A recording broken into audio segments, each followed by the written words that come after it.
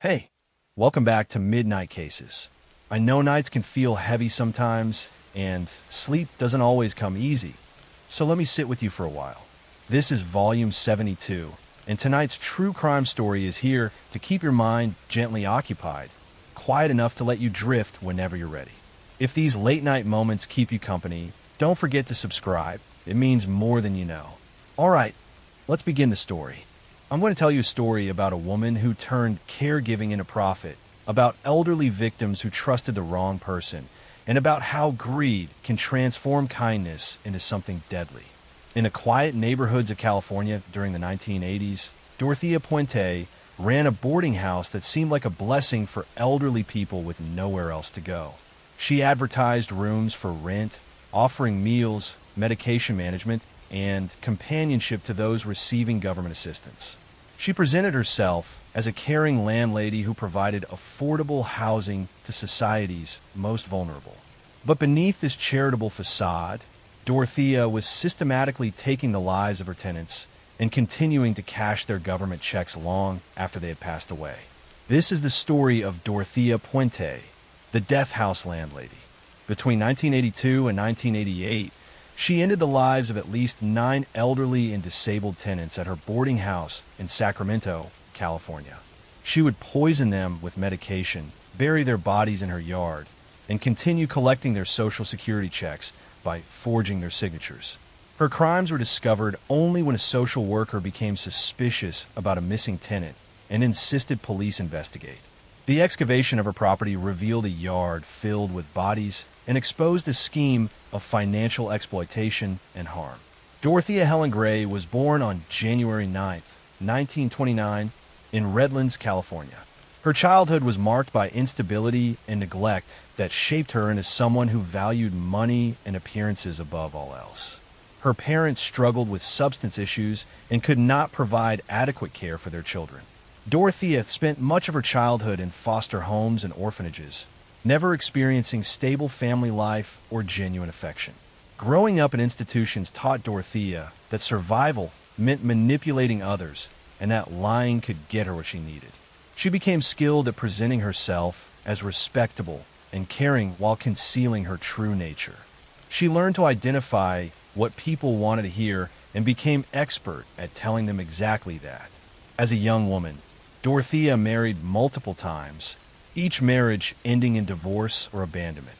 She had children, but was not a devoted mother, often leaving them with relatives while she pursued her own interests.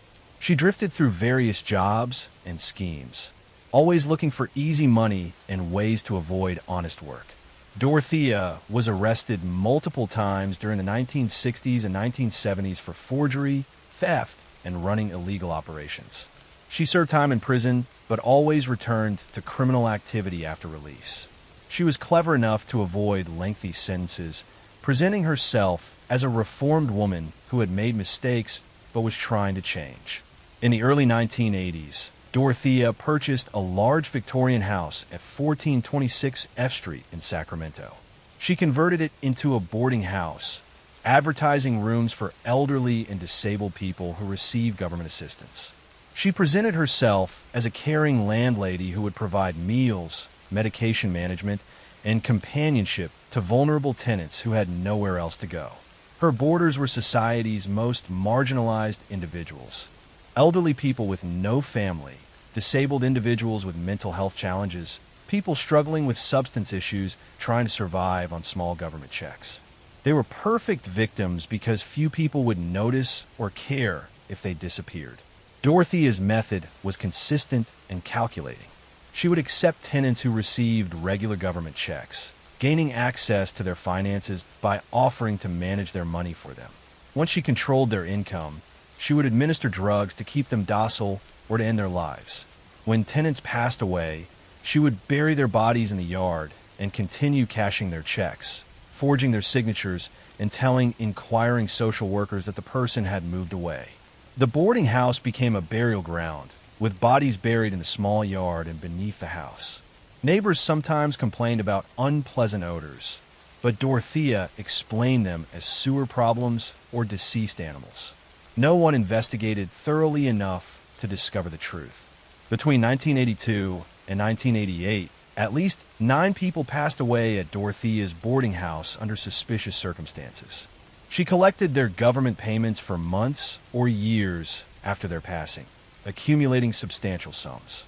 She used the money to maintain her appearance of respectability, dressing well and entertaining guests, projecting the image of a successful businesswoman. Her crimes began unraveling in November 1988 when a social worker named Judy Moise became concerned about a tenant named Alvaro Montoya who had not been seen in weeks. Alvaro was a man with disabilities whose case Judy was monitoring closely. When Dorothea claimed Alvaro had gone to Mexico, Judy did not believe her and contacted police. Detectives obtained permission to search the property. On November 11th, 1988, they began digging in the yard. Within hours, they discovered the first body. Over the following days, they found 7 bodies buried around the property. 2 more were later discovered in nearby locations. The victims were in various states of decomposition, making identification difficult. Dorothea was present during the initial search, but fled before police could arrest her. She traveled to Los Angeles, where she was recognized at a location by someone who had seen news coverage of the investigation. She was arrested on November 17, 1988, and returned to Sacramento to face charges. During her trial in 1993, prosecutors presented evidence that Dorothea had systematically ended tenants' lives to steal their government benefits. Medical examiners testified that victims had passed away from overdoses of prescription medications. Financial records showed Dorothea had forged signatures and cashed checks belonging to deceased tenants for years. Dorothea's defense claimed the tenants had passed away from natural causes related to their age and health conditions, and that she had simply panicked and buried them rather than report the passings. But the prosecution demonstrated that relatively healthy tenants had suddenly passed away shortly after moving in, and that Dorothea had immediately begun forging their signatures. She was convicted of 3 counts on August 26, 1993, though prosecutors believe she had ended at least 9 lives. She was sentenced to life in prison without possibility of parole. Throughout the trial, Dorothea maintained her innocence, insisting the passings were natural and she was being wrongly accused. Dorothea Pointe passed away in prison on March 27, 2011, at age 82. She never confessed or showed genuine remorse for her crimes. To the end, she maintained she had been a caring landlady who was misunderstood. Her case revealed how easily vulnerable populations can be victimized by those who recognize that society does not pay close attention to the elderly, disabled, and marginalized. Her victims were people whose disappearances would not trigger immediate investigations, whose lives were considered less valuable by systems that failed to protect them. The boarding house at 1426 F Street became infamous, a symbol of how evil can hide behind a caring facade. The property has changed hands multiple times, with each owner struggling with the stigma of the house's dark history. Next story. I'm going to tell you a story about a neighborhood that became a nightmare, about secrets hidden beneath a family home, and about how evil can flourish for years when communities fail to ask the right questions. In the working-class neighborhoods of Philadelphia during the 1980s, Gary Heidnik seemed like an unlikely suspect for anything sinister.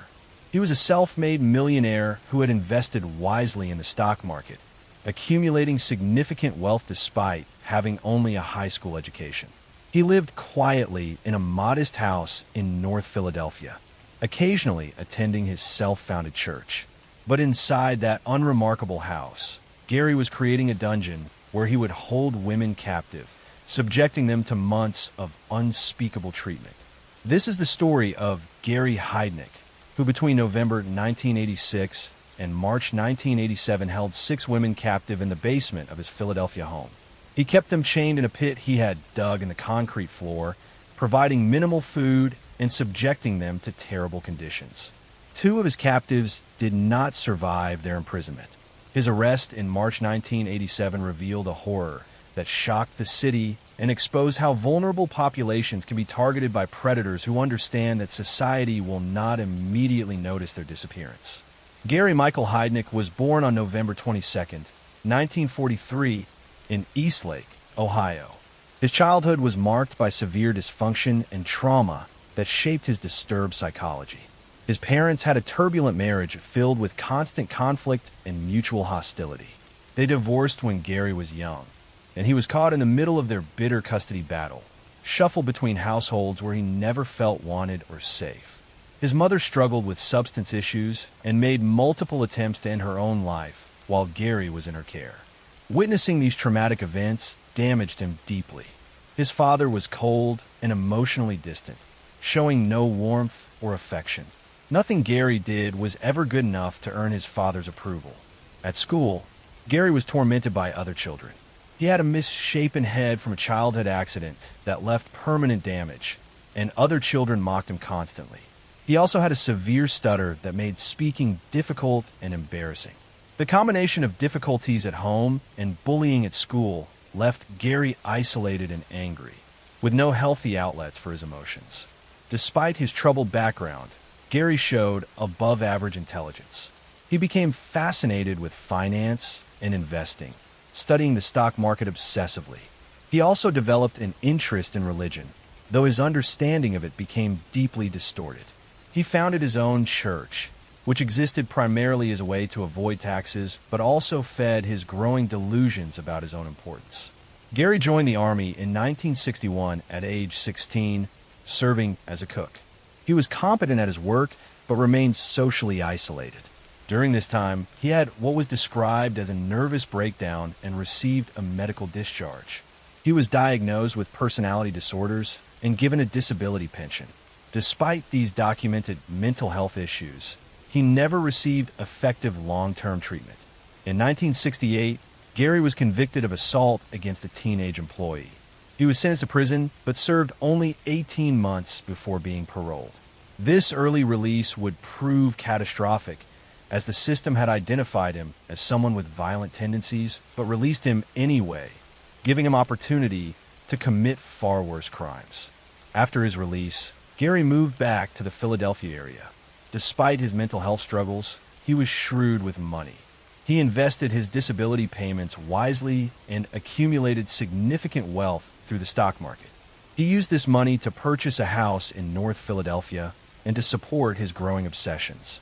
By the mid-1980s, Gary had become fixated on the idea of having complete control over others. He began planning to create what he called a baby farm, where he would hold women captive and force them to have children. This delusion consumed him, and he began preparing his house for this purpose. In November 1986, Gary began his campaign of kidnapping. His first victim was a young woman he lured to his house with promises of money. Once inside, he attacked her and dragged her to the basement where he had prepared a pit in the concrete floor. He chained her there and told her she would remain until she provided him with a child. Over the following weeks, Gary kidnapped 5 more women, all from vulnerable populations. He targeted individuals involved in street life or those struggling with substance issues, women he believed would not be immediately missed. He held them all captive in the basement pit, chained together in darkness and terrible conditions. The conditions in the basement were nightmarish. The women received minimal food, often just bread and water. They were forced to live in extremely unsanitary circumstances. Gary would periodically come down to harm them, using various methods as punishment for perceived disobedience. When one of the captives passed away from the terrible conditions and mistreatment, Gary's response was to make the situation even worse. He forced the surviving women to participate in disposing of the remains. This psychological torture added another layer of horror to their captivity. A second woman later passed away under similar circumstances. Gary continued to hold the remaining 4 women captive, and the situation became increasingly desperate. But one of the women, the first he had kidnapped, began to manipulate Gary psychologically. She convinced him that she cared for him and wanted to help him find more women for his plan. Gary eventually trusted her enough to allow her to leave the house temporarily. On March 24th, 1987, he drove her to visit her family, and she had promised to return with additional victims. Instead, the moment she was free, she ran to police and told them everything. Officers initially struggled to believe her story as it seemed too horrible to be real. But she led them to Gary's address and gave details that convinced them to investigate. Police obtained a warrant and raided the house on March 24, 1987. Inside the basement, they found the 3 remaining captives chained in deplorable conditions. The evidence of what had occurred was overwhelming. Gary was arrested immediately and charged with multiple serious offenses, including kidnapping and taking lives. During his trial in 1988, Gary's defense team argued he was legally insane and not responsible for his actions. But prosecutors demonstrated that Gary had planned carefully, maintained his financial affairs, and taken steps to avoid detection, showing he understood his actions were wrong. On November 4th, 1988, Gary Heidnik was convicted and sentenced to end his life by execution. He spent years on death row at a Pennsylvania facility. On July 6, 1999, the sentence was carried out. He was 55 years old. His case inspired elements of the character in the film The Silence of the Lambs, though that fictional character was an amalgamation of several real criminals. The house where the crimes occurred was later torn down. Gary Heidnik's story revealed how predators target society's most vulnerable members, understanding that marginalized individuals can disappear without triggering immediate searches. It exposed failures in mental health systems. Next story. I'm going to tell you a story about a woman who escaped justice for decades, about a trail of missing husbands, and about how someone can hide in plain sight while committing terrible crimes across multiple states. In the rural farming communities of the Midwest during the early 1900s, Belle Gunness seemed like a hard-working widow trying to make her way in a difficult world. She owned a prosperous farm in La Porte, Indiana, where she lived with her children and occasionally hired men to help with the farm work. She advertised in newspapers seeking a husband, claiming to be a lonely widow with property and money. Men responded to her advertisements from across the country, traveling to Indiana with their life savings, hoping to start a new life with this prosperous woman. But these men were never seen again. This is the story of Belle Gunness, one of America's most prolific criminals. Between 1884 and 1908, she is believed to have ended the lives of over 40 people, including 2 husbands, her children, and numerous suitors who came to her farm. She would poison them, strike them, or harm them in various ways, then bury their bodies on her property and keep their money. Her crimes were discovered only when her farm burned down in 1908, and investigators found human remains buried throughout the property. Belle Paulsdatter Storsett was born on November 11, 1859, in Selbu, Norway. She immigrated to America in 1881, seeking opportunities in the rapidly growing nation. She settled in Chicago, where she worked various jobs and eventually married Mad Sorensen in 1884. The couple opened a confectionery shop and later bought a house, but both mysteriously burned down, allowing Belle to collect insurance money. Belle and Mads had 4 children, though 2 passed away in infancy under suspicious circumstances. In 1900, Mads himself passed away on a day when 2 different life insurance policies overlapped, allowing Belle to collect from both. The doctor was suspicious and considered an examination, but Belle convinced him the passing was from natural causes related to an enlarged heart. With her insurance money, Belle purchased a farm in La Porte, Indiana, in 1901. The property was substantial, with a large house, multiple outbuildings, and plenty of land. Belle presented herself as a successful widow seeking to build a new life. In 1902, she married Peter Gunness, a widower with 2 daughters. Just 8 months later, Peter passed away when a heavy piece of equipment fell on his head under mysterious circumstances. Belle claimed it was an accident, and though people were suspicious, no charges were filed. Belle was now a widow again, with insurance money and a farm. She began advertising in Norwegian-language newspapers across the Midwest, seeking a husband. Her advertisements described her as a wealthy widow with a prosperous farm, looking for a good man to share her life. She received many responses from Norwegian immigrants and other men seeking to better their circumstances. Men would arrive at her farm with their savings, expecting to court Belle and possibly marry her. They would be seen arriving, but never seen leaving. Bell would later tell neighbors that the man had decided not to stay, or that he had gone to travel, or that things had not worked out. She would keep their money and belongings, and their bodies would be buried somewhere on her large property. Bell's method varied. Some victims she poisoned with strychnine in their food or drinks. Others she harmed while they slept, then dismembered the bodies to make burial easier. She would bury remains in the hog pen, in the garden, in the basement, and in various locations around the property. She was strong and capable of heavy physical work, having grown up on a Norwegian farm and worked hard her entire life. Her helper on the farm was a man named Ray Lamphere, who may have been romantically involved with Bell. Ray helped her with farm work and possibly knew about her crimes, though he later claimed ignorance. Their relationship deteriorated in early 1908, and Bell had Ray fired and charged with trespassing when he kept returning to the farm. In April 1908, Bell went to a lawyer in town and made out a will. She also told the lawyer she feared Ray Lamphere was going to harm her or burn down her house. This statement would later seem extremely suspicious, as it established a convenient suspect for what was about to happen. On April 28, 1908, Bell's farmhouse burned to the ground during the night. When firefighters searched the ruins, they found 4 bodies in the basement, 3 children and an adult woman. The woman's body was headless, making identification difficult, but it was assumed to be Bell based on the size and location. Ray Lamphere was immediately arrested for starting the fire and causing the passings. But as investigators examined the burned house more carefully, they began finding human remains buried throughout the property. They discovered bodies in the hog pen, in the garden, under outbuildings. The remains were in various states of decomposition, some recent and some years old. The discoveries continued for weeks. Investigators eventually found remains of at least 14 victims, though the exact count was difficult to determine due to decomposition and dismemberment.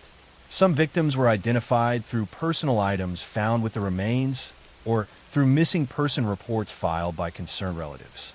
The headless female body found in the house raised questions. Some investigators believed Bell had staged her own passing by finding another woman's body, placing it in the house, and setting the fire to fake her own end. The body was significantly smaller than Bell, who was described as tall and heavy. Additionally, the head was never found, making dental identification impossible. Ray Lamphere was convicted of starting the fire, but acquitted of causing passings, as prosecutors could not prove he knew anyone was inside. He was sentenced to prison where he passed away in 1909.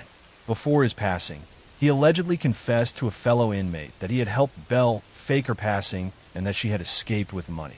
Reported sightings of Bell Gunness came in for years from various locations, but none were ever confirmed. Whether she perished in the fire or escaped remains a mystery. What is certain is that Bell Gunness ended numerous lives for financial gain, luring vulnerable men to her farm with promises of love and partnership, then taking their savings and their lives. Her case revealed how isolated rural properties could hide terrible crimes, how vulnerable immigrant populations could be targeted by predators, and how someone could operate for decades when victims came from different areas and had no connections to each other. Bell Gunness represents one of early America's most disturbing criminals, a woman who turned her farm into a graveyard and may have escaped justice entirely. Next story, I'm going to tell you a story about a couple who terrorized a nation, about innocent victims hunted like prey, and about how 2 damaged people created something far more evil together than either might have been alone. In the suburbs of Washington, D.C., during October 2002, people were living in a state of terror unlike anything the region had experienced. Someone was shooting people at random as they went about their daily lives, pumping gas, loading groceries, mowing lawns, leaving stores. The attacks seemed completely random, and no one knew who would be targeted next or when the violence would strike again. For 3 weeks, the nation's capital was paralyzed by fear as 2 individuals turned ordinary locations into deadly traps. This is the story of the D.C. sniper attacks. Between October 2nd and October 24th, 2002, John Allen Muhammad and his teenage accomplice Lee Boyd Malvo carried out a series of coordinated shootings that ended 10 lives and critically injured 3 others across Maryland, Virginia, and Washington, D.C. They converted a car into a mobile sniper platform, cutting a hole in the trunk that allowed them to shoot while remaining hidden. They selected victims randomly, creating terror that changed how millions of people lived their daily lives during those 3 weeks of violence. John Allen Muhammad was born on December 31st, 1960, in Louisiana. His childhood was marked by abandonment and instability. His mother passed away when he was young, and his father showed little interest in raising him. He was passed between relatives, never finding a stable home or consistent parenting. This lack of attachment shaped his inability to form healthy relationships later in life. John joined the Army in 1978 and served for 17 years, including deployment during the Gulf War. He was trained as a mechanic and engineer, but also became expert at marksmanship, earning high ratings as a shooter. His military career was generally satisfactory, though he showed signs of difficulty with authority and maintaining relationships. After leaving the military, John's life became increasingly unstable. He married and had children, but the marriage deteriorated. His wife later described him as controlling and threatening. When they divorced, John became obsessed with gaining custody of their children. When legal means failed, he became increasingly angry and resentful toward the system and society in general.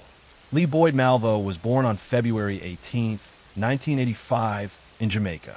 His childhood was chaotic, with an absent father and a mother who struggled to provide stability. Lee was intelligent, but grew up without consistent guidance or support. He was vulnerable and searching for a father figure when he met John Muhammad in 1999. John recognized Lee's vulnerability and began grooming him, gradually becoming a controlling presence in the teenager's life. John presented himself as a father figure and mentor, filling the void in Lee's life. He subjected Lee to psychological manipulation, gradually breaking down his independent thinking and reshaping his worldview. John trained Lee in weapons use and military tactics, preparing him for what would come. By 2002, John had developed a plan for what he called a campaign of terror. He was angry at his ex-wife, at the government, at society.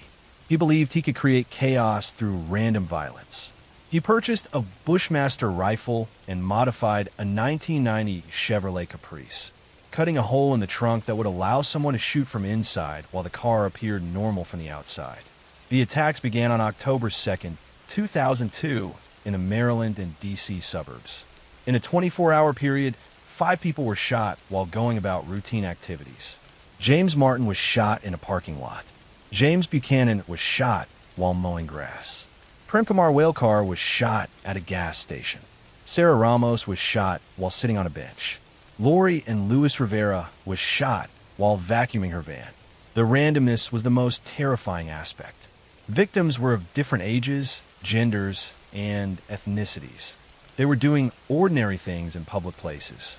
There seemed to be no pattern except that all were shot from a distance by someone who disappeared before anyone could identify them.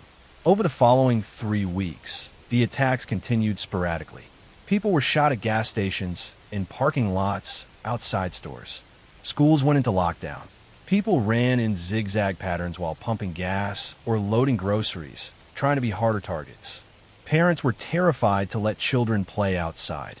The entire region changed how it lived. John and Lee would park their modified car in locations with good vantage points, open the trunk from inside, and Lee would shoot through the hole while John drove. After each shooting, they would close the trunk and drive away calmly, looking like any other vehicle on the road. The trunk modification meant witnesses saw the car, but never saw anyone with a weapon. Police struggled to identify patterns or predict where attacks would occur. They received thousands of tips, but found no solid leads. The attackers left tarot cards and sent cryptic messages, playing psychological games with investigators. The breakthrough came when John and Lee contacted police and referenced a previous incident in Alabama. Investigators found that case and connected it to fingerprints, which led them to identify John Muhammad. They issued a lookout for John and his vehicle, the modified Caprice. On October 24th, 2002, police received a tip that the suspect's vehicle was at a rest stop in Maryland. Officers surrounded the location and arrested both John and Lee while they slept in the car. The rifle and modified trunk were found exactly as witnesses had described. During questioning, Lee eventually provided detailed information about the attacks. He described how John had planned everything, modified the car, and selected locations.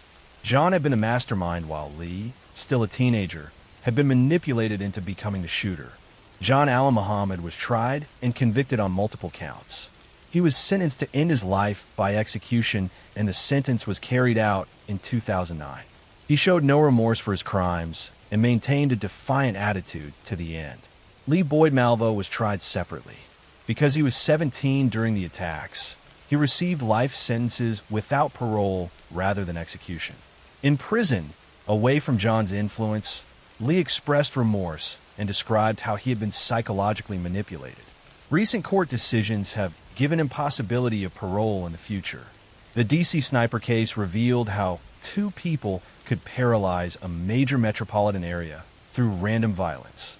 It showed how vulnerable ordinary people are when going about daily activities. It demonstrated how a manipulative adult could transform a vulnerable teenager into an accomplice to terrible crimes. The victims were ordinary people doing ordinary things. They were killed randomly by strangers for reasons that made no rational sense, leaving families devastated and a region forever changed by 3 weeks when nowhere felt safe. Next story. I'm going to tell you a story about a killer who vanished in a legend, about a city gripped by fear, and about how one person's crimes can haunt a place for over a century, even when their identity remains a mystery. In the impoverished East End of London during the autumn of 1888, the streets were dangerous places where survival was a daily struggle. Women with few options worked the streets at night to earn money for food and lodging. The area was overcrowded, crime-ridden, and largely ignored by wealthier London. But that fall, someone began targeting these vulnerable women, ending their lives with such brutality that the crimes shocked Victorian England and created a legend that endures to this day. This is the story of Jack the Ripper, the unidentified person who terrorized London's Whitechapel district in 1888. Between August and November of that year, at least 5 women were found deceased, their bodies showing signs of increasing violence and mutilation. The attacker seemed to have anatomical knowledge, leading to speculation about their profession or background. Despite massive investigations and countless theories over more than a century, the Ripper's identity has never been definitively proven, making this one of history's most famous unsolved cases. The 5 victims definitively attributed to the Ripper were all women who worked the streets of Whitechapel to survive. Mary and Nichols, Annie Chapman, Elizabeth Stride, Catherine Eddowes, and Mary Jane Kelly were all living in desperate poverty, staying in lodging houses when they could afford them and sleeping rough when they could not. They ranged in age from their mid-20s to mid-40s, and all struggled with difficulties that made them vulnerable. The attacks began on August 31st, 1888, when Marion Nichols was found on Bucks Row. She had been attacked with extreme violence, and the nature of the harm shocked even experienced police officers familiar with Whitechapel's rough character. The brutality suggested this was not a typical street crime, but something more disturbing. Annie Chapman was discovered on September 8th in the backyard of a building on Hanbury Street. The violence was similar to the first case, but more extensive. This time, internal organs had been removed, suggesting the attacker had some knowledge of human anatomy. This detail led investigators to theorize the perpetrator might be a doctor, butcher, or someone with medical training. On September 30th, 2 attacks occurred in one night. Elizabeth Stride was found with fatal injuries, but without the extensive harm seen in previous cases, leading investigators to believe the attacker had been interrupted. Less than an hour later, Catherine Eddowes was discovered in Mitre Square, showing extensive violence similar to previous victims. This double incident created widespread panic throughout London. The final victim attributed to the Ripper was Mary Jane Kelly, found on November 9th in her rented room. Unlike previous victims who had been attacked outdoors, Kelly was harmed indoors where the perpetrator had time and privacy. The scene was so disturbing that it remains one of the most notorious crime scenes in history. Photographs taken at the scene still exist and show the extreme nature of the violence.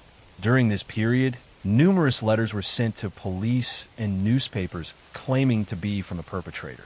Most were hoaxes from attention seekers, but 2 letters have been considered potentially genuine by some investigators.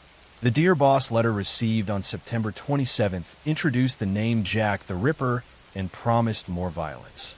The From Hell letter received on October 16th came with what appeared to be part of a human organ. The investigation was massive for its time. Police interviewed thousands of people, pursued numerous theories, and employed new techniques like crime scene photography. But the limitations of 1888 forensic science, the chaotic conditions of Whitechapel, and the lack of witnesses made solving the case extremely difficult. After the Kelly case in November, the pattern of attacks stopped as suddenly as it had begun. No definitively connected cases occurred after that date. Investigators never understood why. Perhaps the perpetrator had passed away, been imprisoned for another crime, left the area, or simply stopped for reasons unknown. Over the decades since, countless theories have emerged about the Ripper's identity. Suspects have included Montague John Druitt, a barrister who took his own life shortly after the final attack; Aaron Kosminski, an immigrant with mental health issues who was eventually confined to an institution; Michael Ostrog, a career criminal with a history of violence. Some theories have even suggested members of the royal family or famous artists, though these claims generally lack credible evidence. Modern forensic scientists have attempted to use DNA analysis on letters and other evidence supposedly connected to the case. Some studies have pointed toward specific suspects, but the degradation of evidence over 130-plus years and questionable chains of custody make definitive conclusions impossible. What makes Jack the Ripper significant beyond the crimes themselves is the cultural impact. The case became the prototype for how society thinks about serial violence. The Victorian press sensationalized the crimes, creating extensive coverage that captured public imagination internationally. The mysterious identity and the atmospheric setting of foggy Victorian London created a legend that has inspired countless books, films, and theories. The attacks also exposed the desperate conditions in London's East End, where poverty forced women into dangerous situations with no social safety net to protect them. Social reformers used the Ripper case to advocate for better housing, employment opportunities, and support for the impoverished. The victims, who had lived and would have passed away in obscurity, became symbols of society's failure to protect its most vulnerable members. The 5 women definitively attributed to the Ripper are now more famous in their passing than they ever were in life. Mary Ann Nichols, Annie Chapman, Elizabeth Stride, Catherine Eddowes, and Mary Jane Kelly have been studied extensively. Their lives and circumstances have been examined for clues about why they were targeted and what they might reveal about their attacker. The Whitechapel area where the crimes occurred has changed dramatically since 1888, transforming from one of London's poorest districts into a trendy neighborhood. But the memory of those autumn months when fear gripped the streets remains part of the area's history. Jack the Ripper remains unsolved over 135 years later, making it one of the most enduring mysteries in criminal history. The case changed how society viewed random violence, how media covered crime, and how investigators approach cases involving multiple victims. The perpetrator's identity is likely lost to history, but the impact of those crimes continues to fascinate people worldwide, a reminder that some mysteries remain forever unsolved and some criminals escape justice completely, leaving behind only victims, questions, and legends that refuse to fade. Next story. I'm going to tell you a story about a man who terrorized 2 nations, about a killer who crossed borders to escape justice, and about how one person's violence sparked international cooperation in law enforcement that changed how countries work together to catch criminals.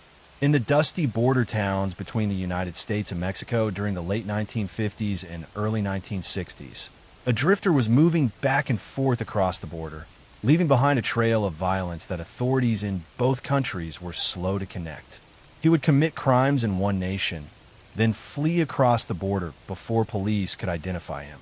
He exploited the limited communication between law enforcement agencies and the jurisdictional challenges of cross-border crime. For years, he remained one step ahead of investigators who did not yet realize they were hunting the same person. This is the story of Angel Maturino Resendez, known as the Railroad Killer. Between 1986 and 1999, he traveled across the United States using the freight train system, ending the lives of at least 15 people near railroad tracks in Texas, Kentucky, Illinois, and other states. He would ride freight trains from town to town, exit near residential areas close to the tracks, and break into homes where he would harm the occupants and steal items before hopping another train to leave the area. His method of using the railroad system made him extremely difficult to track until investigators finally connected the cases and recognized the pattern. Angel Maturino Resendez was born on August 1st, 1959, in Izúcar de Matamoros, Mexico. He grew up in severe poverty, one of many children in a family that struggled to provide basic necessities. His childhood was marked by neglect and lack of supervision. He received minimal education and spent much of his youth wandering, learning to survive on the streets. As a teenager, Angel began illegally crossing into the United States, seeking work and opportunities. He discovered the freight train system that crisscrosses America, learning how to hop trains and travel for free across vast distances. This lifestyle suited his restless nature and gave him mobility that would later facilitate his crimes. Angel had numerous encounters with law enforcement on both sides of the border throughout his 20s and 30s. He was arrested multiple times for burglary, trespassing, and immigration violations. He would be deported to Mexico, then illegally returned to the United States. This cycle repeated many times, and the various arrests were never connected into a comprehensive understanding of his patterns and escalating behavior. By the late 1980s, Angel had begun committing more serious crimes. He would ride freight trains to small towns, exit near residential areas adjacent to the tracks, and break into homes to steal items. Initially, these were simple burglaries, but the violence escalated over time.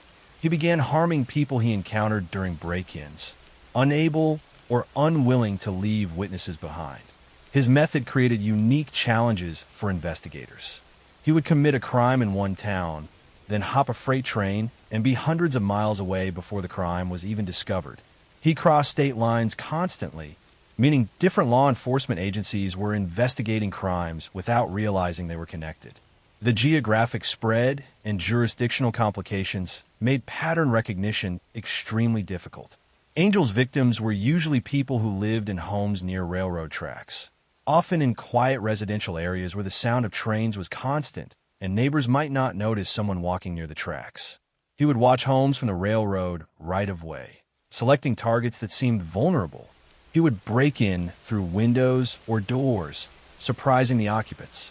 The violence escalated through the 1990s. In Texas, Kentucky, Illinois, and other states, people were found deceased in their homes near railroad tracks. Some victims were elderly, others were younger. Some lived alone, others were couples. The common factor was proximity to rail lines, but investigators did not initially connect these geographically distant cases. The breakthrough came in 1999 when evidence from multiple crime scenes was finally compiled and analyzed together. Forensic evidence, including fingerprints, matched across several cases.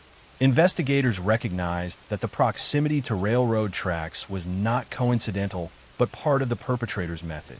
They realized they were hunting someone who used the freight train system to travel and select victims. A task force was formed combining federal, state, and local law enforcement. The FBI became involved due to the interstate nature of the crimes. Investigators began working with railroad companies to understand freight routes and schedules. They created a profile of someone who knew how to hop trains, understood the system, and was using it as transportation between crime locations. In June 1999, Angel attacked a couple in Texas, but the woman survived despite serious injuries. She provided a description that helped investigators. Law enforcement intensified their search, and Angel's identity was determined through fingerprint matches across multiple crime scenes. His photograph was distributed to media outlets on both sides of the border. Angel's sister, who lived in the United States, recognized her brother from the news coverage. She contacted an attorney and convinced Angel to surrender rather than face potentially being harmed during capture. Through this unusual negotiation, Angel agreed to turn himself into Texas Rangers at the international border on July 13, 1999. After his arrest, Angel confessed to numerous attacks spanning over a decade. He was linked definitively to at least 15 cases, though investigators believe there may have been more victims whose cases were never connected to him. He was tried in Texas and convicted in 2000. He was sentenced to execution, and the sentence was carried out on June 27, 2006. He was 46 years old. The railroad killer case changed how law enforcement agencies share information across jurisdictions. It demonstrated the importance of databases that can identify patterns across state and national boundaries. It led to improved cooperation between U.S. and Mexican authorities and better tracking of individuals who repeatedly cross borders. Angel Resendez's crimes revealed vulnerabilities in how mobile criminals could exploit jurisdictional boundaries and limited information sharing. His victims were ordinary people living in homes that happened to be near railroad tracks, a proximity that made them targets for someone who had learned to use America's freight rail system as his personal transportation network for violence. The case stands as a reminder that some criminals exploit geography and systems in ways that require unprecedented cooperation between agencies to stop them. Next story. I'm going to tell you a story about a woman who weaponized motherhood, about a community that rallied around tragedy, and about how sympathy can become the most dangerous addiction when someone craves it desperately enough. In the small town of Wanacue, New Jersey, during the 1970s and 1980s, one family seemed cursed by unimaginable misfortune. Mary Beth Tinning's children kept passing away, one after another, from mysterious illnesses and sudden medical emergencies that baffled doctors. Friends and neighbors gathered around the grieving mother, offering support and sympathy as she endured loss after devastating loss. No one suspected that Mary Beth herself was causing these tragedies, ending her own children's lives to maintain a steady flow of attention and compassion that made her feel important for the first time in her life. This is the story of Mary Beth Tinning, who between 1972 and 1985 ended the lives of 9 of her own children through suffocation and induced medical crises. She created emergencies that required hospitalization, presenting herself as a devoted mother fighting to save her babies while she was actually the cause of their suffering. Her conviction in 1987 for the passing of her final child exposed one of the most disturbing cases ever documented and revealed how desperately some people need attention, even when obtaining it requires destroying what they should love most. Mary Beth Rowe was born on September 11th, 1942, in Duanesburg, New York. Her childhood was characterized by profound emotional neglect that left lasting psychological damage. Her father struggled with substance issues and was largely absent from family life. Her mother was cold and emotionally unavailable, providing basic physical care but showing no warmth, affection, or interest in her daughter's emotional needs. Mary Beth grew up feeling invisible and worthless. At school, she struggled academically not because she lacked intelligence, but because her unmet emotional needs made it impossible to focus on learning. She had few friends and spent most of her time alone, developing fantasies about being special or important in some way. She desperately craved recognition and sympathy, but had no healthy way to obtain either. She married Joseph Tinning in 1965. Joseph was a stable, reliable man who worked for General Electric and provided financial security. They settled in Schenectady, New York, and began having children. For Mary Beth, motherhood seemed like an opportunity to finally have someone who would need her to be important to someone.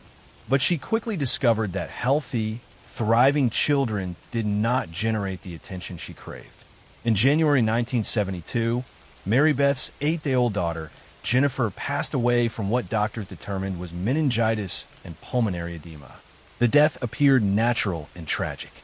The community responded with an outpouring of sympathy and support. For perhaps the first time in her life, Mary Beth was the center of attention, with people calling, visiting, and expressing care and concern. The experience was intoxicating and fulfilling in a way nothing else had ever been. Just 17 days after Jennifer's passing, Mary Beth's 2-year-old son, Joseph, passed away suddenly. Doctors attributed it to cardiac arrest related to a previous illness. 2 children gone within 3 weeks seemed impossibly tragic, but medical professionals accepted Mary Beth's explanations. The community rallied even more strongly around the mother who had suffered such terrible losses. Mary Beth received more sympathy, more attention, more people treating her as someone special and worthy of care. What no one realized was that Mary Beth had discovered a terrible way to get what she needed psychologically.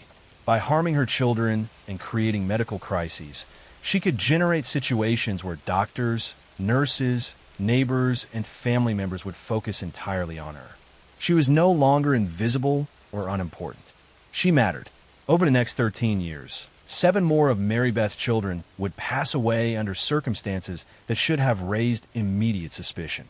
Barbara passed at age 4.5. Timothy passed at 3 weeks old. Nathan passed at 5 months. Mary Frances passed at 3 months.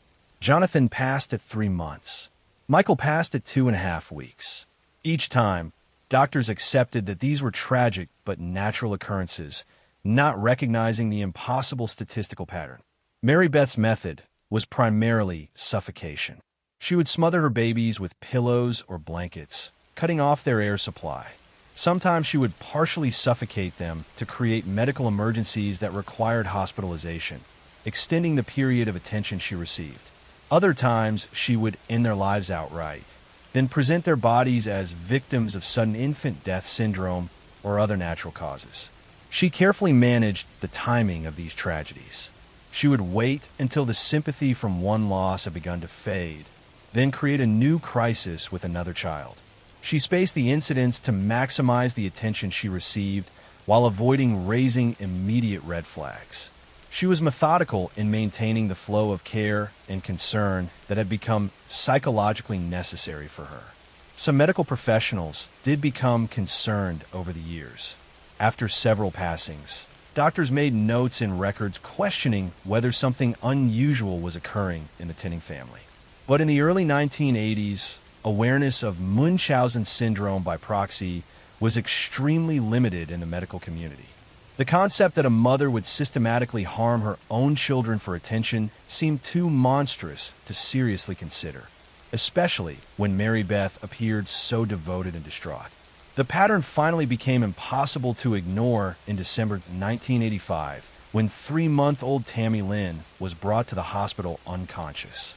Medical staff revived her initially, but she passed away the following day. This time, a physician assistant named Linda Anderson refused to accept another unexplained infant death in the Tinning family. She pushed for investigation, reviewing the family's history and recognizing that the pattern was statistically impossible to explain through natural causes. When confronted by police, Mary Beth's carefully maintained facade crumbled. She confessed to smothering Tammy Lynn, claiming the baby had been crying and she wanted her to stop. She denied harming her other children, but investigators and prosecutors did not believe her given the overwhelming pattern of deaths spanning 13 years. Mary Beth was arrested and charged. Her trial in 1987 focused primarily on Tammy Lynn's passing, as it was the only case with a confession and recent evidence. Prosecutors argued she had ended all 9 children's lives for attention, but they could only prove the most recent case beyond reasonable doubt. Expert witnesses testified about Munchausen syndrome by proxy, explaining how caregivers harm those in their care to gain sympathy and attention. They described how Mary Beth's desperate need for recognition had overridden maternal instinct. The statistical impossibility of 9 children in one family passing for various causes was presented as evidence of systematic harm rather than tragic misfortune. On July 17, 1987, Mary Beth Tinning was convicted and sentenced to 20 years to life in prison. She has been denied parole multiple times, most recently in 2019, and remains incarcerated in New York. Next story.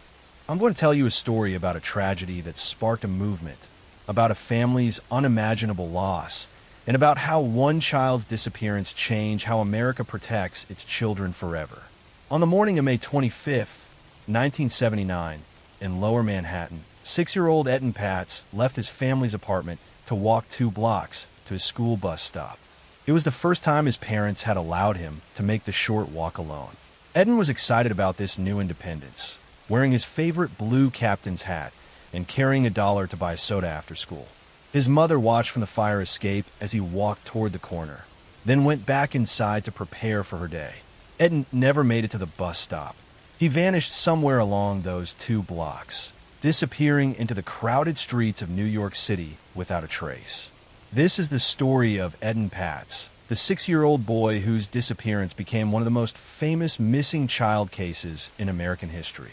For decades, his case remained unsolved, tormenting his family and haunting a nation. His face appeared on milk cartons, creating a new way to spread awareness about missing children. May 25th, the day he disappeared, became National Missing Children's Day. His case changed how parents thought about their children's safety and led to new systems for finding missing kids. In 2012, 33 years after Etten vanished, a man named Pedro Hernandez confessed to ending the child's life, finally providing answers to questions that had tormented a family for over 3 decades. Etten Khalil Patz was born on October 9th, 1972, in Manhattan, New York. He was the middle child of Stan and Julie Patz, growing up in the Soho neighborhood when it was still primarily an industrial area with artist lofts rather than the upscale shopping district it would later become. Etten was described as a bright, friendly child who loved adventure and was eager to grow up and be independent like his older sister.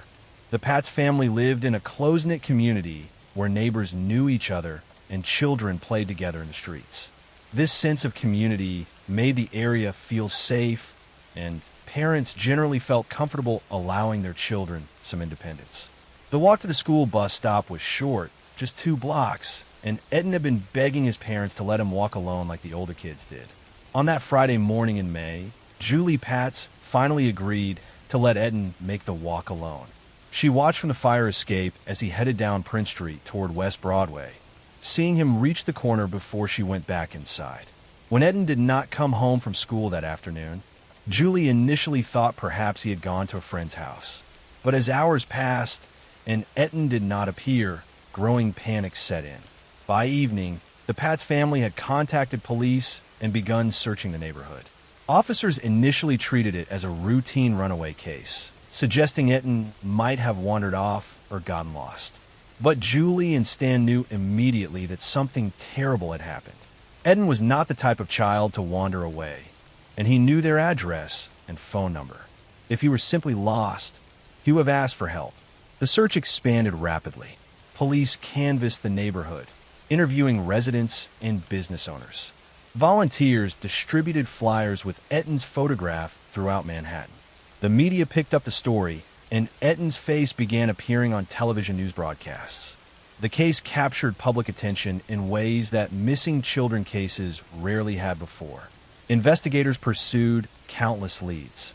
They searched buildings, questioned potential witnesses, and investigated anyone who might have been in the area that morning. But no solid evidence emerged. Etten had simply vanished, leaving no trace.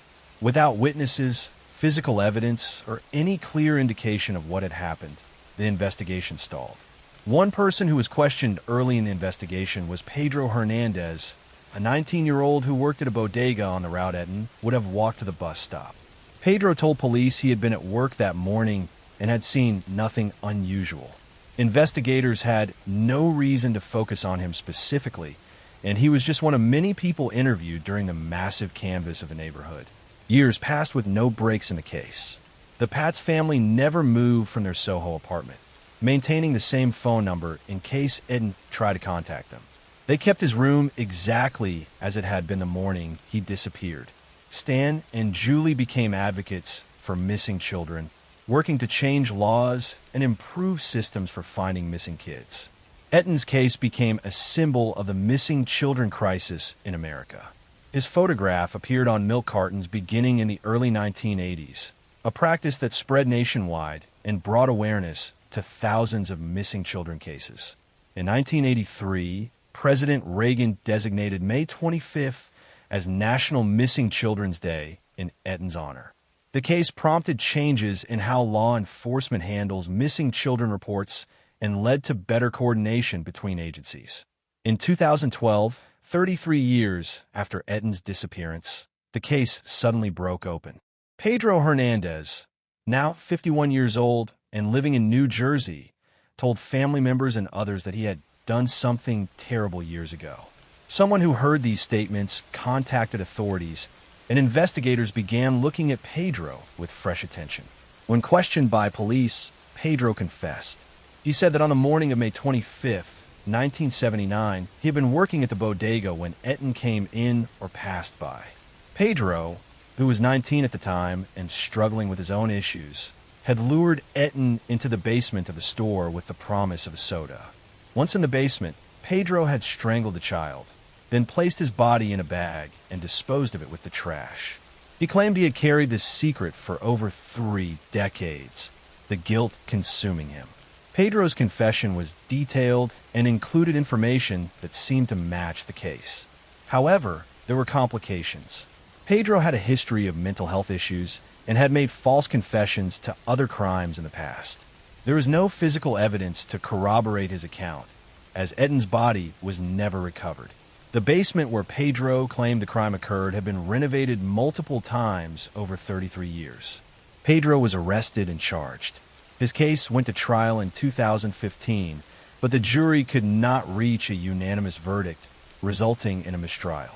Prosecutors tried him again in 2017. This time, the jury convicted Pedro of taking Etten's life, finding his confession credible despite the lack of physical evidence. On April 18, 2017, Pedro Hernandez was sentenced to 25 years to life in prison. The conviction brought some measure of closure to the Patz family, though Stan and Julie made clear that nothing could truly close the wound of losing their son. They had lived for 38 years not knowing what had happened to Etten, hoping he might somehow still be alive while fearing the worst. Pedro's confession and conviction confirmed their worst fears, but also answered the terrible question that had haunted them for decades. Etten Patz was 6 years old when he vanished on a spring morning in 1979. He was excited about walking to the bus stop alone, proud of his growing independence, looking forward to buying a soda and going to school. Instead, he encountered someone who took advantage of his trust and innocence, ending his life and hiding the crime. Next story. I'm going to tell you a story about a woman who turned grief into greed, about insurance policies that became death sentences, and about how one person exploited the trust of an entire community for decades. In the coal mining regions of Alabama during the 1970s and 1980s, Black Widow Blanche Taylor more seemed like an unlucky woman plagued by tragedy. Her family members and romantic partners kept passing away from mysterious illnesses, lingering afflictions that caused suffering before finally claiming their lives. The community rallied around Blanche, offering sympathy and support as she endured loss after devastating loss. She collected life insurance policies, presented herself as a devoted caregiver, and moved from one relationship to the next. No one suspected that Blanche was systematically poisoning the people closest to her, ending their lives slowly with arsenic while collecting money and sympathy. This is the story of Blanche Taylor Moore, who between 1966 and 1989 poisoned at least 2 people fatally and harmed several others, including her own mother. She used arsenic obtained from ant poison, administering small doses over extended periods to make the poisoning appear as natural illness. Her crimes went undetected for over 2 decades until a suspicious doctor finally tested for poison and discovered the truth. Her arrest and conviction in 1990 revealed how easily someone can harm others when their method mimics natural disease and the victims trust them completely. Blanche Kaiser was born in 1933 in North Carolina. She grew up in poverty during the Great Depression and World War II, in a family that struggled to provide basic necessities.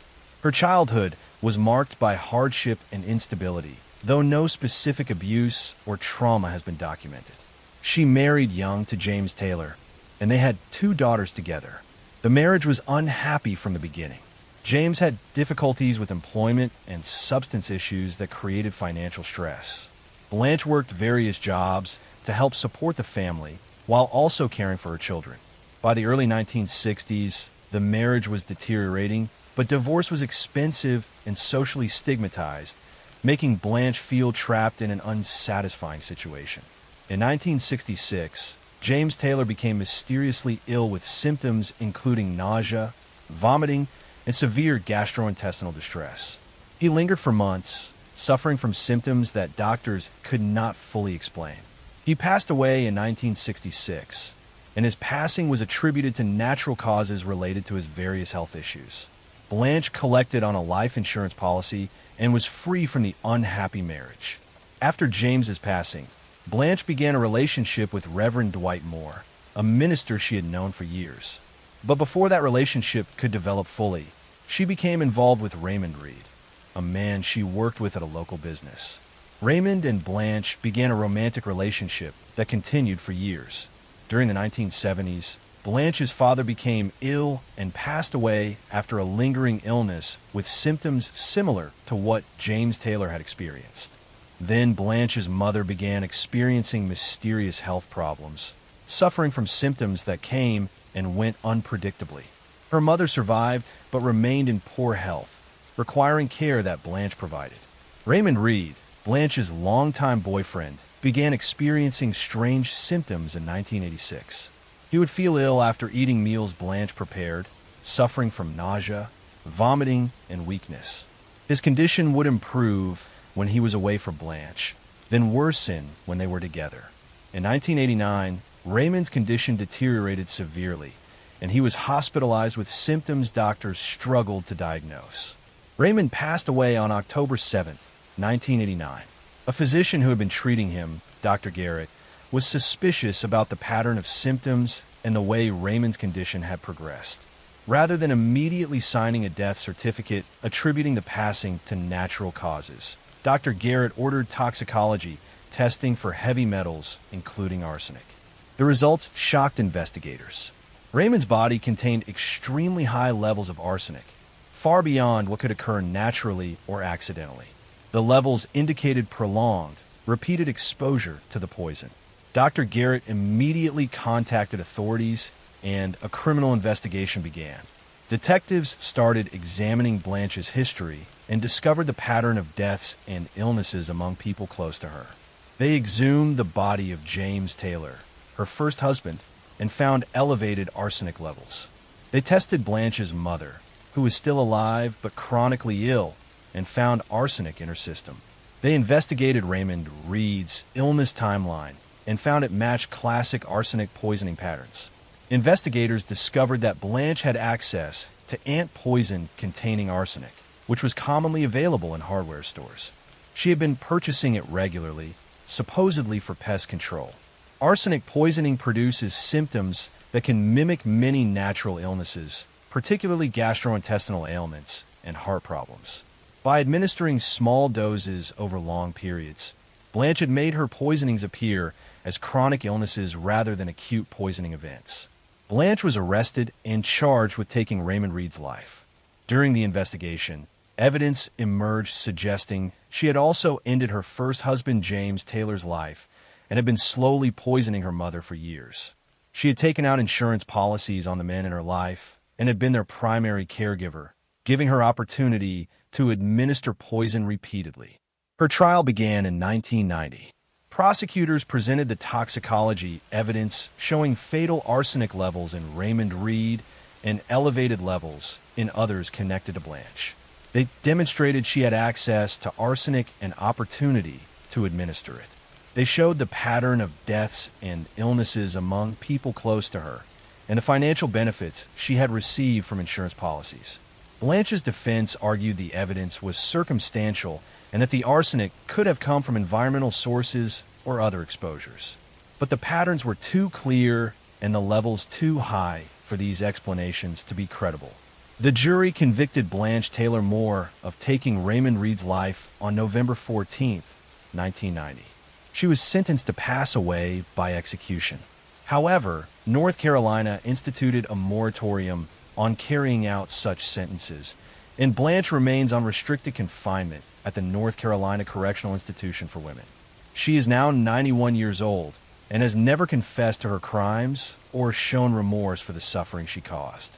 Blanche Taylor Moore's case revealed how easily poisoning can be disguised as natural illness when the poison is administered gradually and the poisoner is a trusted caregiver. Arsenic was once called inheritance powder because it was used so frequently by people who wanted to hasten someone's passing while making it appear natural.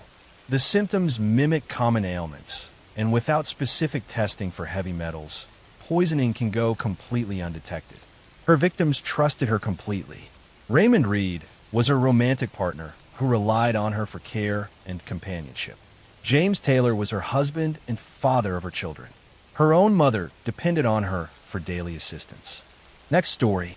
I'm going to tell you a story about a woman who saw dollar signs in human suffering, about babies who became commodities, and about how desperate mothers were exploited by someone who promised help but delivered only tragedy.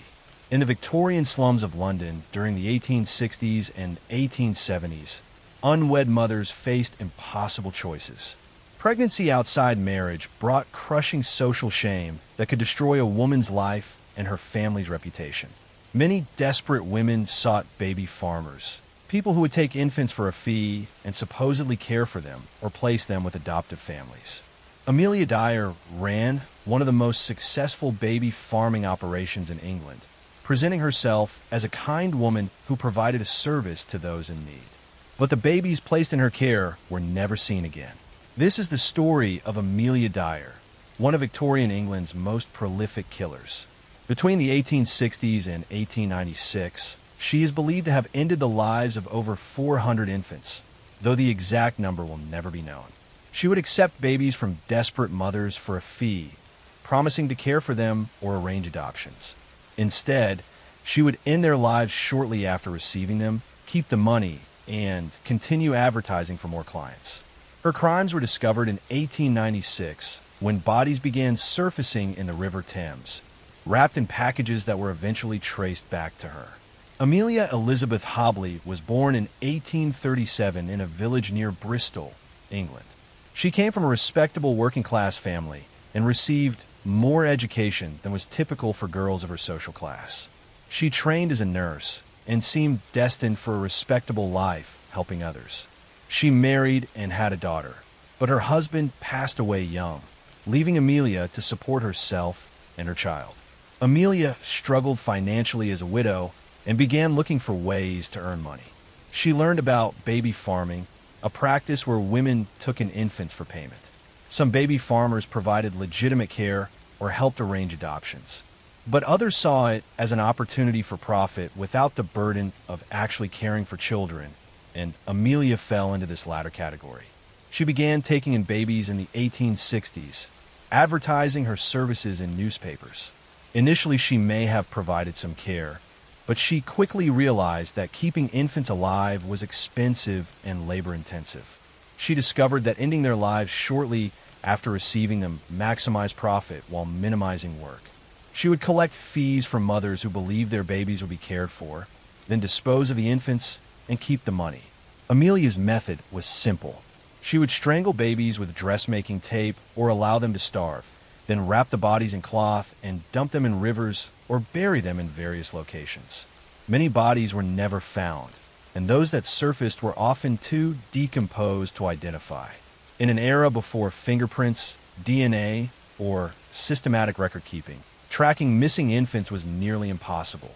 She targeted the most vulnerable mothers, young unmarried women who had become pregnant, facing terrible social stigma in Victorian society. These women were desperate to hide their situations and willing to pay for discretion. They had no power to demand accountability or follow up on their children's welfare, and Amelia exploited this powerlessness ruthlessly. Amelia moved frequently, operating under different names in various towns to avoid suspicion. When neighbors began noticing the lack of crying babies or questioning why infants arrived but quickly disappeared, she would simply relocate and begin again elsewhere. She operated her deadly business for approximately 30 years. Her crimes might have continued indefinitely, but in 1896 she made a critical mistake.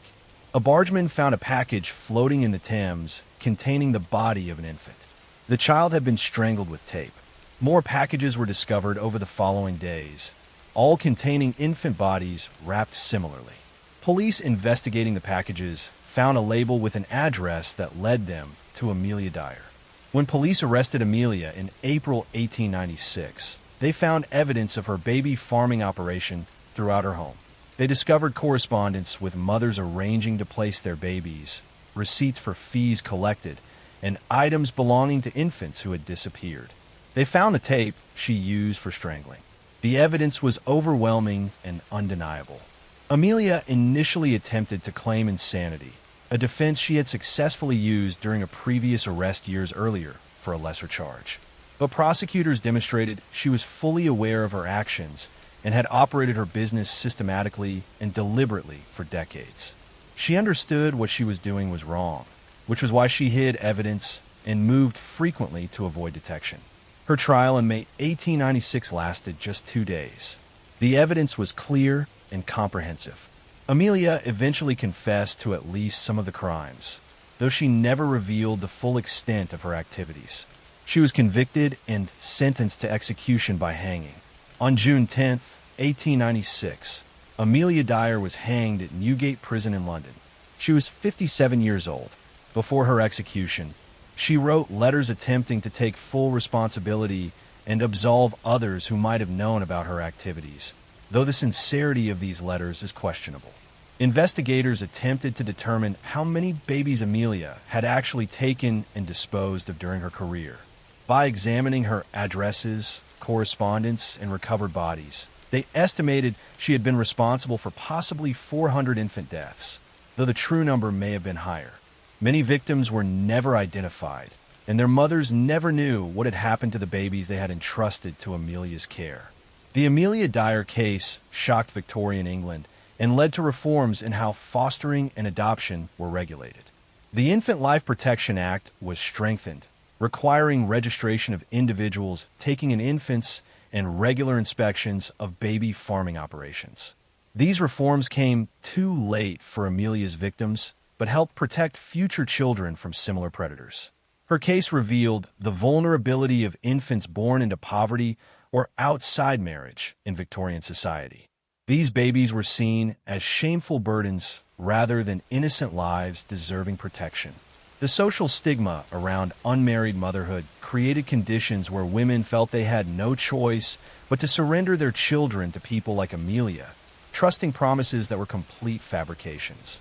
The mothers who had given their babies to Amelia lived with devastating guilt when they learned the truth. Many had believed their children were being raised in good homes, never suspecting they had paid someone to end their babies' lives. Some mothers had been coerced by families desperate to hide scandal, adding another layer of tragedy to already heartbreaking situations. Amelia Dyer stands as one of history's most prolific serial killers, someone who turned caregiving into a business of death. She exploited society's most vulnerable people for profit, understanding that Victorian England's rigid moral code created desperate situations she could manipulate. Her crimes demonstrated how poverty, shame, and lack of social support systems create opportunities for predators, and how easily lives can be destroyed when society values reputation over protecting those who cannot protect themselves. Next story.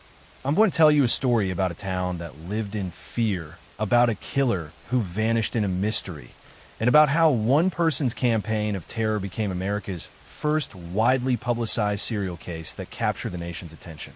In the small city of Austin, Texas, during 1884 and 1885, Residents began locking their doors and windows at night, something they had rarely done before.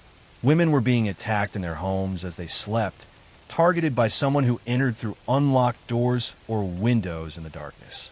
The attacks were brutal and seemed to follow a pattern, though police struggled to identify any connection between the victims beyond their vulnerability. For over a year, Austin lived under a shadow of fear as the attacks continued and the perpetrator remained unknown. This is the story of the servant girl annihilator, an unidentified person who terrorized Austin, Texas, between 1884 and 1885. 8 women were fatally attacked, and at least 8 more were seriously injured in a series of nighttime home invasions. The attacker targeted women who were alone or vulnerable, striking them while they slept and often dragging them outside before inflicting fatal injuries. Despite a massive investigation and widespread fear that gripped the city, the servant girl annihilator was never caught, and the attacks stopped as mysteriously as they had begun. The attacks began on New Year's Eve 1884, when a young woman named Molly Smith was found deceased behind her residence. She had been attacked with extreme violence while she slept, then dragged outside. The brutality shocked the community, but investigators initially treated it as an isolated incident, possibly related to someone who knew the victim. But the violence continued. On May 6, 1885, another young woman named Eliza Shelley was attacked in her home in a similar manner. She survived her injuries and was able to provide some information to police, though her description of the attacker was vague due to the darkness and the sudden nature of the assault. Over the following months, more attacks occurred with increasing frequency. The victims were primarily young women who worked as domestic servants, living in small quarters behind the main houses where they were employed. They were vulnerable, often alone at night, and their living situations made them easy targets for someone who could approach quietly and strike before they could defend themselves. The pattern became clear. The attacker targeted women at night, entering through unlocked doors or windows, striking them while they slept, and often dragging them outside before inflicting fatal injuries. The violence was extreme and seemed to involve both blunt force trauma and edged weapons. The attacker appeared to have some knowledge of the victim's routines and living situations. Austin was a small city of about 15,000 people in 1885, and the attacks created widespread panic. Women were terrified to sleep alone. Families began keeping weapons near their beds. Men organized patrols to watch neighborhoods at night. The business district and residential areas that had once bustled with evening activity became deserted after dark. Police were overwhelmed and had few investigative tools available in the 1880s. There were no fingerprints, no forensic science as we know it today, no way to systematically track or analyze evidence. Investigators relied on witness statements, physical evidence that often provided limited information, and hoping to catch the perpetrator in the act. On Christmas Eve 1885, the violence escalated dramatically. 2 separate attacks occurred on the same night, and for the first time, the victims were not servant girls, but women from more affluent families. Susan Hancock and Eula Phillips were both attacked in their homes, and both attacks showed the same pattern as previous cases, but with even greater violence. These attacks on wealthier victims brought additional pressure on police and city officials. The fact that the violence had now touched families with social standing and resources meant the investigation received even more attention, though it produced no better results. The final attack occurred on December 28, 1885, just 4 days after the Christmas Eve incidents. After this, the attacks stopped completely. The servant girl annihilator, whoever they were, either left Austin, passed away, was imprisoned for another crime, or simply stopped attacking for reasons unknown. Theories about the attacker's identity proliferated. Some investigators believed it was someone who knew the victims or their routines, possibly someone who worked in the area or had legitimate reasons to be in neighborhoods. Others thought it might be a transient who had moved on to another location. Some even theorized it could be multiple attackers rather than a single person. Over the years, various suspects have been proposed. Some researchers have suggested connections to other unsolved cases from the same era, including the famous Jack the Ripper attacks in London that began in 1888, 3 years after the Austin attacks ended.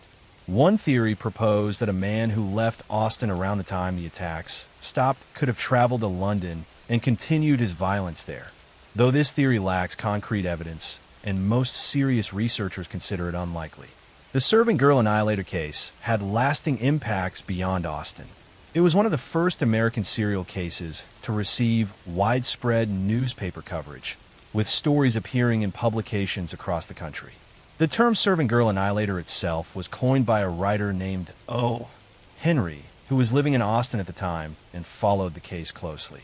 The attacks also revealed social inequalities of the era.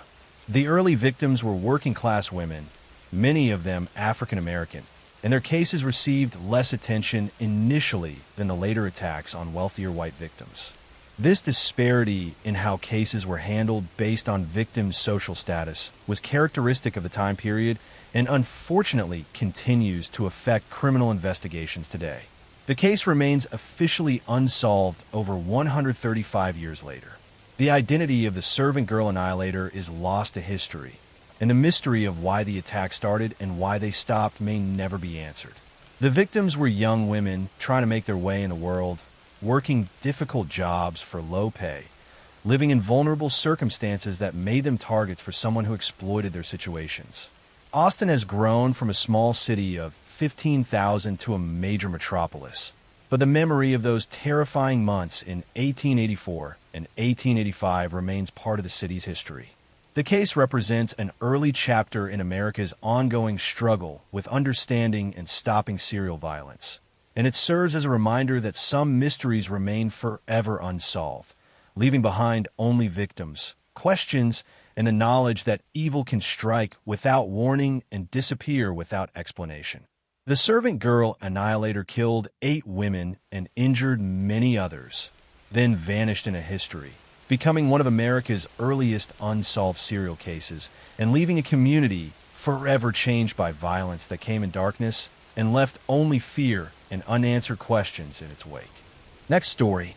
I'm going to tell you a story about a neighborhood that became a burial ground, about secrets hidden beneath a quiet street, and about how evil can flourish for years when society chooses not to see the most vulnerable among us. In the Dorchester neighborhood of Boston during the early 1950s, a modest apartment building housed working-class families trying to make their way in post-war America. Among the tenants was Jane Toppin, a middle-aged nurse who seemed devoted to caring for the sick and elderly. She volunteered her services generously, sitting with patients through long nights, preparing meals for those recovering from illness, and presenting herself as someone dedicated to helping others. But Jane was using her nursing skills and access to vulnerable patients to satisfy a dark compulsion that had consumed her for decades. Wait, let me start over with the correct time frame. I'm going to tell you a story about a nurse who betrayed every principle of her profession, about a woman who turned healing into harm, and about how someone can hide monstrous behavior behind a facade of caring for over 30 years. In the hospitals and private homes of Massachusetts during the 1880s and 1890s, Jane Toppin worked as a private duty nurse, caring for sick patients in their homes and in medical facilities. She was well regarded by families who hired her and by doctors who recommended her services. Patients seemed to receive attentive care, though many of them passed away while under her supervision. In an era when medical science was limited and death from illness was common, no one initially questioned the pattern. But Jane was systematically ending the lives of her patients, experimenting with drug combinations and doses while studying their reactions as they passed away. This is the story of Jane Toppin, who between 1885 and 1901 confessed to ending the lives of 31 people, though investigators believe the true number may have exceeded 100. She was a nurse who used morphine and atropine to induce states between consciousness and unconsciousness in her patients, then would lie beside them and hold them as they passed away.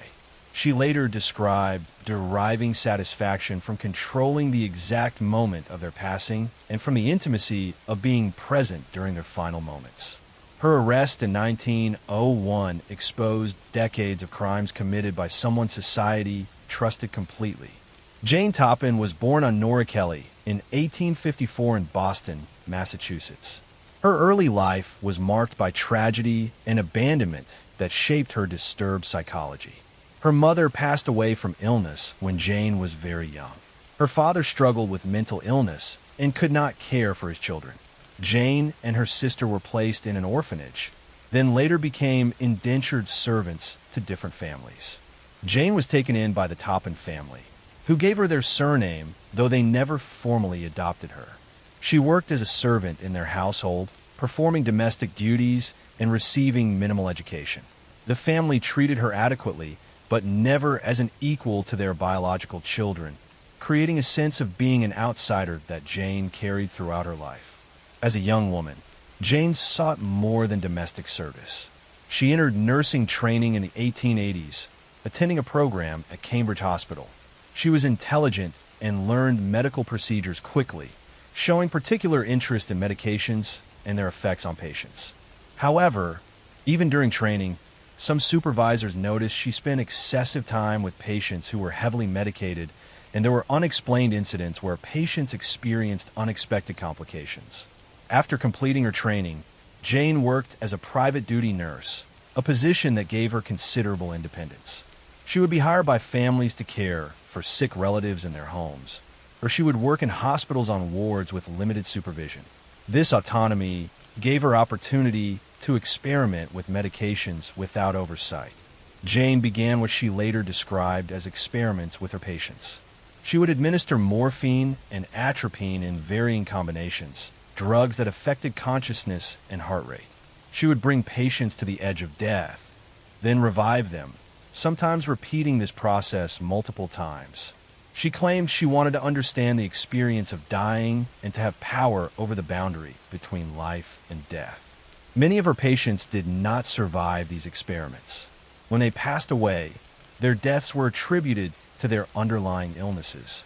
In an era before sophisticated medical examinations and when death from disease was common, Jane's role in hastening their passings went undetected for years. Jane's victims included patients she cared for professionally, but also friends and her own foster sister. In 1901, she was staying with a family named Davis, caring for the elderly matriarch. When a matriarch passed away, other family members also became ill. First, Alden Davis passed away, then his wife and sister. The family had been healthy before Jane's arrival, and their rapid decline raised suspicions.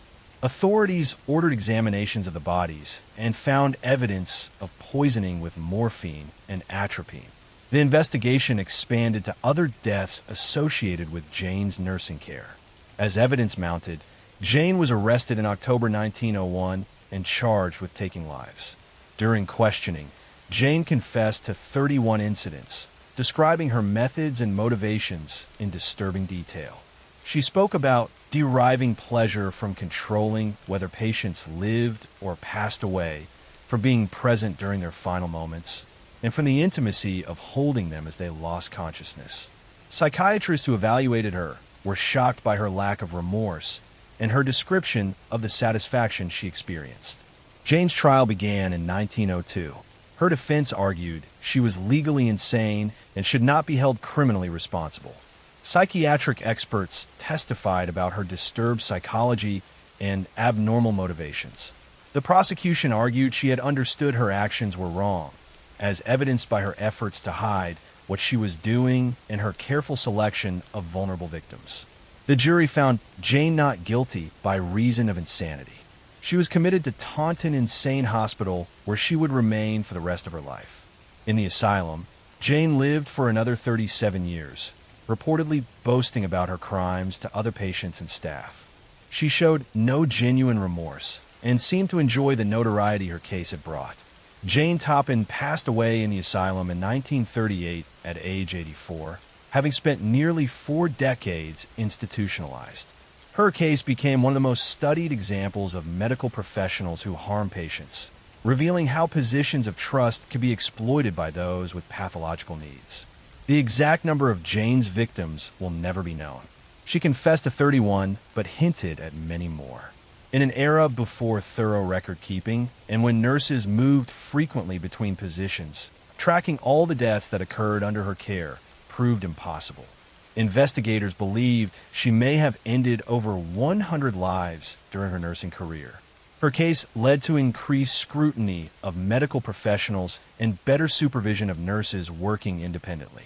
It revealed how easily someone could harm vulnerable patients when medical oversight was minimal and deaths from illness were expected and rarely questioned. This brings Volume 72 to an end. I hope the story kept you company tonight, even just a little. Now I'll leave you with the rain, so you can finally let your mind settle and drift into sleep. Good night.